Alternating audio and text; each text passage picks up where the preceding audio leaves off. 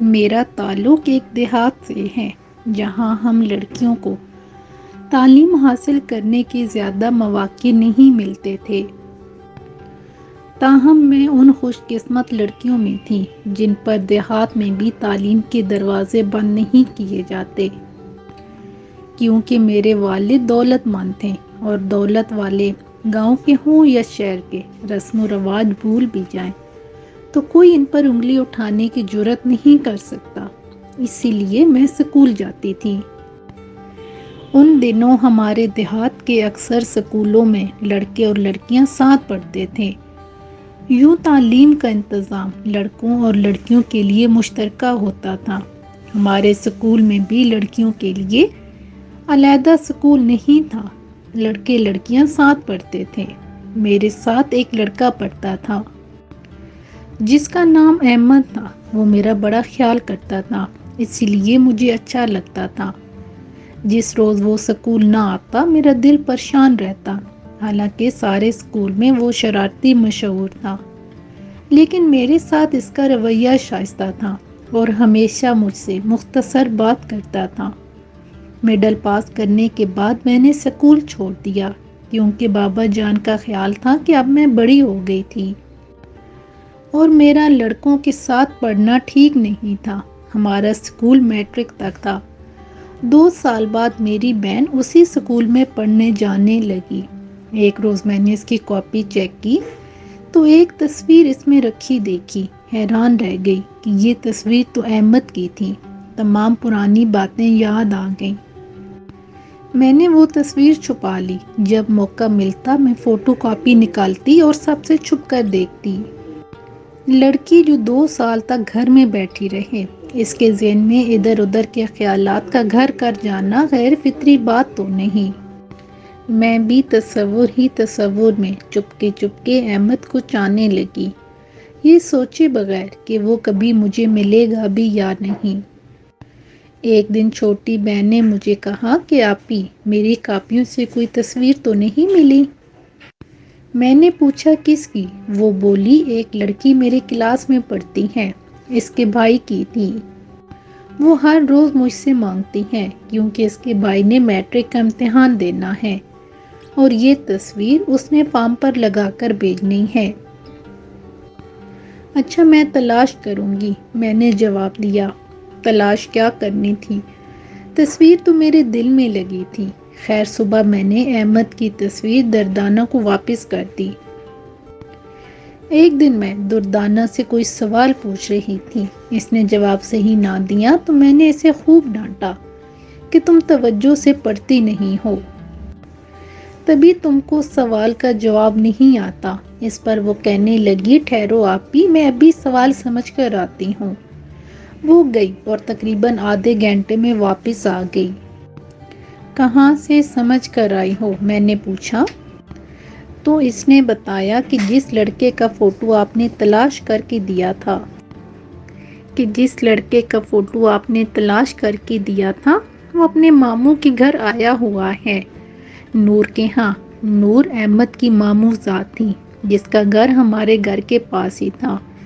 میں بہت خوش ہوئی کہ جو میرے تصورات میں بسا ہوا تھا میں اسے دیکھ سکوں گی۔ ایک روز اپنے گھر کے برآمدے میں بیٹھی تھی کہ سامنے سے ایک لڑکا گزرا۔ ہماری زمینیں گھر کے ساتھ ہی شروع ہو جاتی تھیں، تب ان میں گندم کی فصل لگی ہوئی تھی۔ در کھلا ہوا تھا، میں برآمدے سے فصل کو دیکھ رہی تھی۔ تبھی میں اٹھ کر باہر گئی اور اس لڑکے کو پکارا، ٹھہرو، کون ہو تم؟ تمہیں خیال نہیں کہ تم نے گندم کی بالیاں اپنے قدموں سے روند کر خراب کر دیں؟ اس نے مڑ کر دیکھا تو میں حیران رہ گئی۔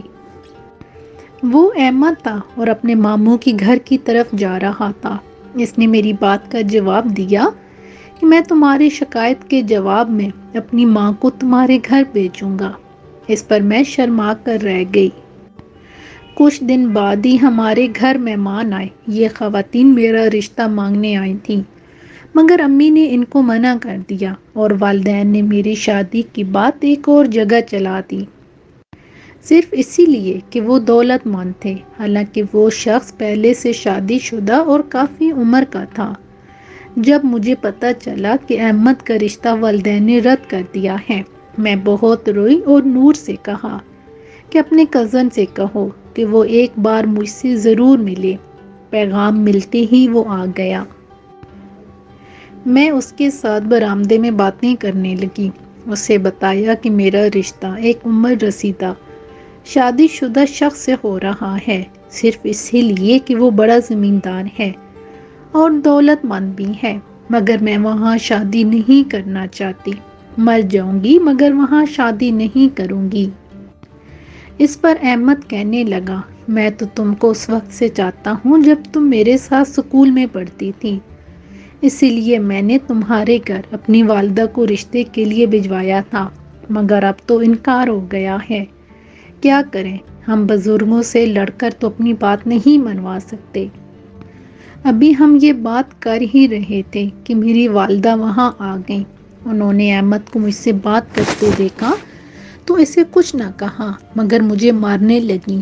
احمد نے امی کو روکنا چاہا تو انہوں نے اسے بھی دھکا دے دیا اور مجھے گھسیٹتی ہوئی اندر لے گئیں۔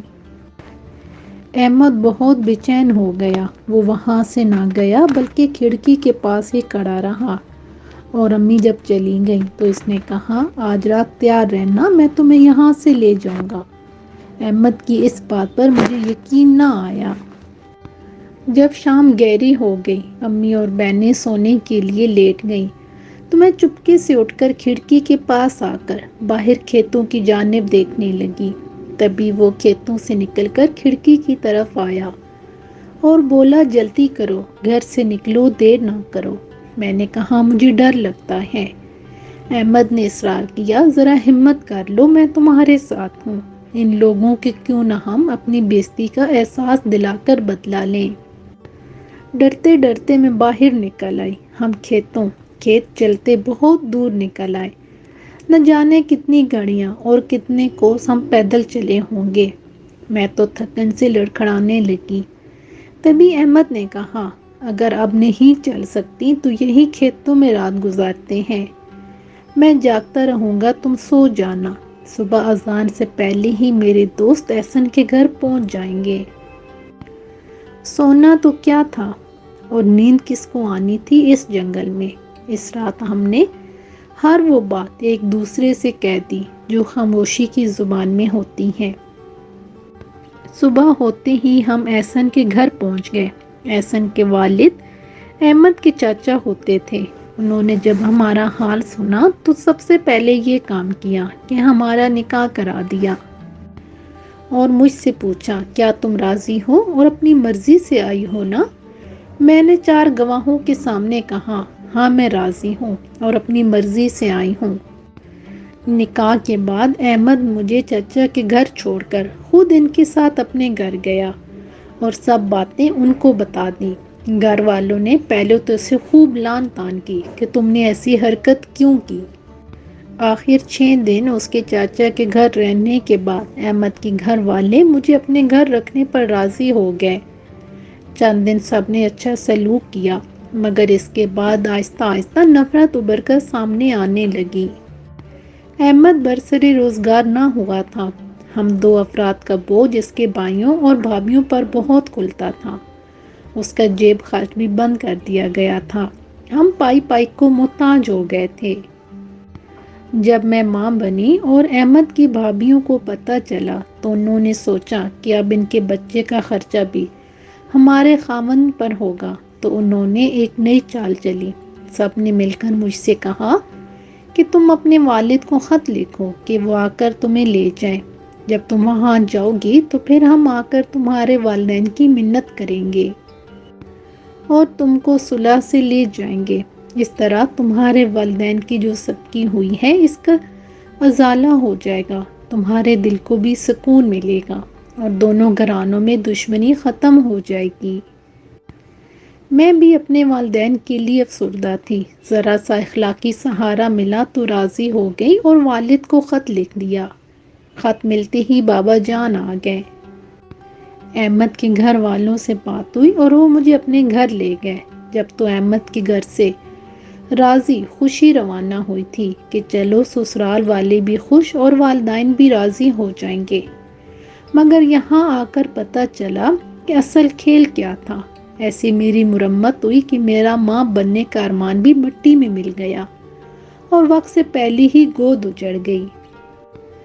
میں بہت روئی اور اپنے والد سے کہا مجھے واپس میرے شوہر کے گھر بھیج دو۔ وہ بولے شوہر کیسا؟ ان لوگوں نے خود تجھ کو بھیجا ہے، وہ تجھ کو واپس نہیں لے جائیں گے بلکہ طلاق دے رہے ہیں۔ نہ جانے ان لوگوں نے میرے باپ کے ساتھ کیا ملی بھگت کی۔ احمد سے کیا کہا کہ مجھے طلاق نامہ مل گیا اور والد نے پھر میری شادی وہیں کر دی جہاں وہ چاہتے تھے۔ حالانکہ اس شخص کو پتا تھا کہ میں گھر سے بھاگ چکی ہوں اور ایک شخص کے نکاح میں رہ چکی ہوں۔ یقیناً پہلے اس شخص کے ساتھ شادی ہوتی تو میرا بہت چاؤ ہوتا، مگر اب تو میں ایک بھاگی ہوئی مطلقہ عورت تھی۔ اب اس گھر میں میری کیا عزت؟ میرا یہ شوہر کہتا کہ میں نے تو تمہارے باپ کی لاج رکھ لی ہے، ورنہ تم بیوی بنائے جانے کے قابل کب رہی تھی؟ میں اسے کیا جواب دیتی؟ چپ رہتی۔ اتنے برس بیت گئے مگر ابھی تک چپ ہی ہوں۔ اے کاش کبھی مجھے ایک بار احمد مل جاتا تو میں اس سے پوچھتی کہ تم نے مجھے طلاق کیوں دی؟ میرا کیا قصور تھا؟ تم ہی نے مجھے گھر سے بھاگ چلنے کو کہا اور تم نے ہی مجھے بیچ مجھدار میں چھوڑ دیا۔